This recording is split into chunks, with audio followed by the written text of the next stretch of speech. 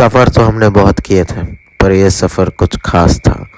इस सफ़र में हम मक्का को जाने वाले थे और इसकी शुरुआत हुई काकीनाडा से। काकीनाडा में हमने शाम में ट्रेन पकड़ी और अगले दिन सुबह हम पहुंचे हैदराबाद, सिकंदराबाद की स्टेशन पे। तो वहाँ से हमने और कैब प्रोवाइड की गई हम और हमारे 40 साथियों के लिए। इस सफ़र में मेरे साथ मेरी मम्मी, मेरे अब्बा और मेरी बहन भी साथ हैं। हम चारों फैमिली उम्रा करने की नीयत की थी और जब कैब एयरपोर्ट पहुंचा तो वहाँ हमें हमारा वीज़ा भी दिया गया। वीज़ा लेके रूम चेक इन बैगेज सारा ड्रॉप करने के बाद हमने नमाज़ पढ़ने की जो जगह एयरपोर्ट में रहती वहाँ जाकर हमने वज़ू कर उम्रा की नीयत एहराम बांधा और 2 रकात नफिल नमाज पढ़ के निकल गए जिद्दा के लिए।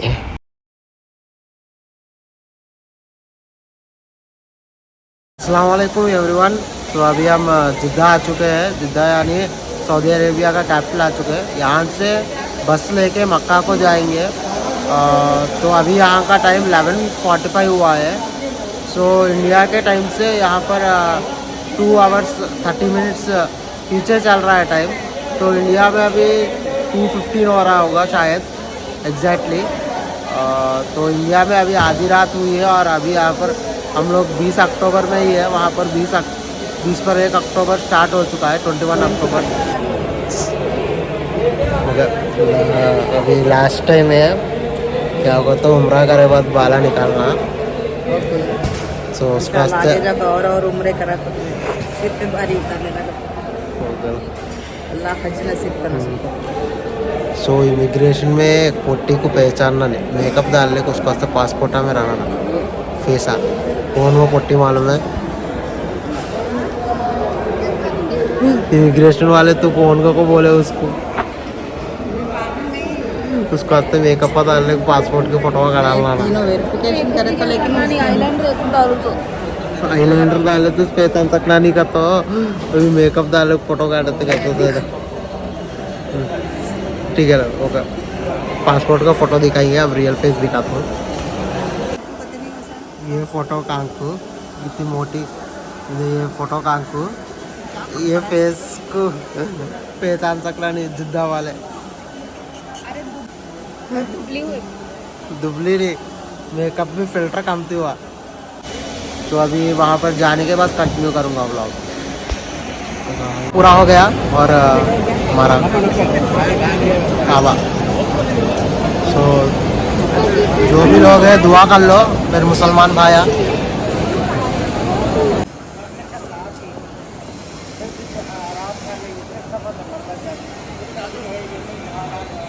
तो छोड़े अब कब की हकीका कराए सो, अब फिर भी हकीके के बाद उम्रा को वास्ते जिस पर 1 साल के बाद फिर भी देखेंगे कसरत आगे गुल्लू करेगा।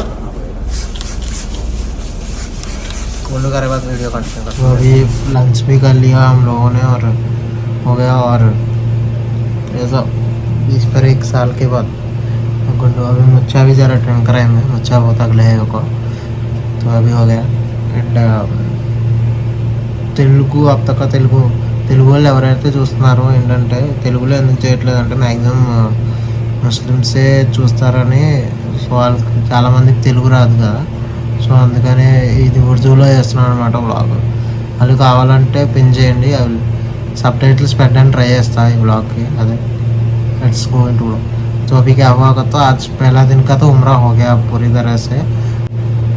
उम्रा करते वक्त देखो कि आप लोग लाइन में, अगर आप ग्रुप में आ रहे हो तो ग्रुप में अच्छा जत्न से जाने को देखो, क्योंकि हमारा नसीब से हम जब गए उम्रा में कम चीज रहे, बट सफ़ा मरवा का ऐसा रहता ना।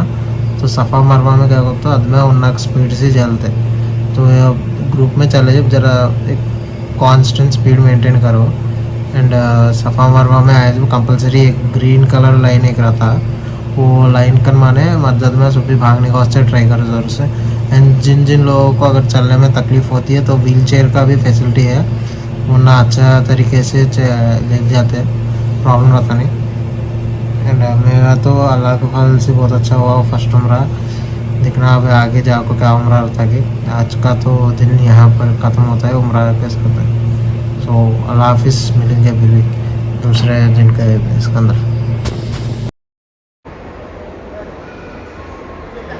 अगले दिन सुबह को हम निकले दूसरी उम्रा की नियत करने के लिए आयशा मस्जिद को। यहाँ आयशा मस्जिद में हमने 2 रकात नफिल नमाज पढ़ा और एहराम हम होटल से ही बांध के आए थे। और यहाँ पर हमने नमाज पढ़ के नियत की अपने दादा के नाम के लिए एक उम्रा करने की। और इस उम्रे का सवाब हम अपने दादाजी को पहुँचाना चाहते थे जो अब फ़िलहाल गुज़र चुके हैं। अगर आपके भी घर में कोई बड़े हों तो आप भी इसी तरह पहले अपना उम्रा करके दूसरे बार जो घर के बड़े हैं उनके नाम पे उम्रा कर सकते हैं। और यहाँ तक आने के लिए आपको लगेंगे 10 रियाल, अगर इंडियन करेंसी में बोलूँ तो 240 रुपीज़ आने और जाने के लिए। और अक्सर लोग यहीं पर आके नियत करते हैं क्योंकि यही नज़दीक ही और पहली मस्जिद है जो आप नॉर्मल उम्रा के बाद आके करते हैं। तो यहाँ से हम गए, तवाफ़ किया और सफ़ा मरवा किया और दूसरा उम्रा माशाअल्लाह हमारा हो गया। जोराना मस्जिद ये ऐसी तीसरी मस्जिद है जहाँ उम्रे की नियत करने के लिए हम लोग आए और हमने यहाँ पर उम्रे की नियत की। हमने जैसे पहले आयशा मस्जिद में किया था तो एहराम हम होटल से ही पहन के आए थे और नियत और नमाज यहाँ पर पढ़ी। ऐसा नहीं है कि आप यहाँ पर पहन नहीं सकते, पर यहाँ पर भीड़ इतनी है कि आपको थोड़ी अनकंजेस्टेड महसूस होगी कि आप पहनने के लिए थोड़ी तकलीफ़ होगी। तो इसलिए हमने जो होटल रूम से ही चेंज करके आया हुआ था कपड़े।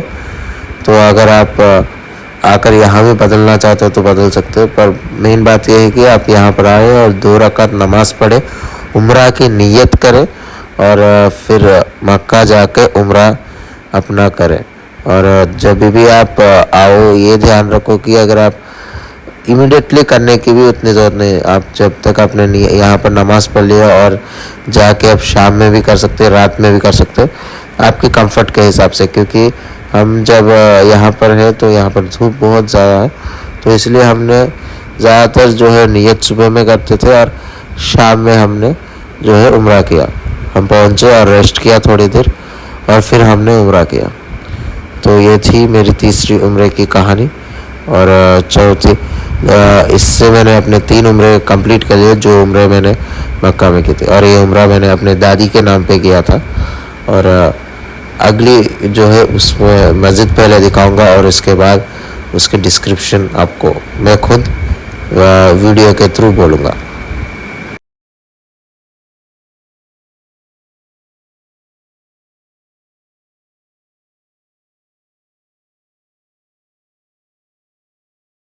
तो अभी हम मिकात कर्नूल नाजिल मस्जिद में हैं। इस मस्जिद की ख़ास बात यह है कि यहाँ के जिद्दा के जो भी लोग हैं, रियाद के जो भी लोग हैं, वो हरम शरीफ में आने के लिए यहीं से जो है अपना एहराम बांध के आते हैं। तो इस मस्जिद की यही ख़ास बात है। तो हम यहाँ पर आए, आज हमारे साथी थोड़े लोग जो आज उम्रा करने वाले थे उन सभी ने यहीं से एहराम बना। तो हमने आपको 4 मस्जिदें बताई। जो आप फर्स्ट हम आयशा से किया, उसके आयशा मस्जिद यहाँ पे आने बाद, उसके बाद हमने मस्जिद योराना और ये तीसरी मस्जिद हमारी। तो ये 3 मस्जिदें हैं जो हम मक्का में आने बाद एहराम बंद के कर सकते हैं। और पहली उम्रा हम डायरेक्ट हैदराबाद से करते हैं। तो ये रही उम्रा करने की तरीके और उम्रा करने की जगह। शुक्रिया।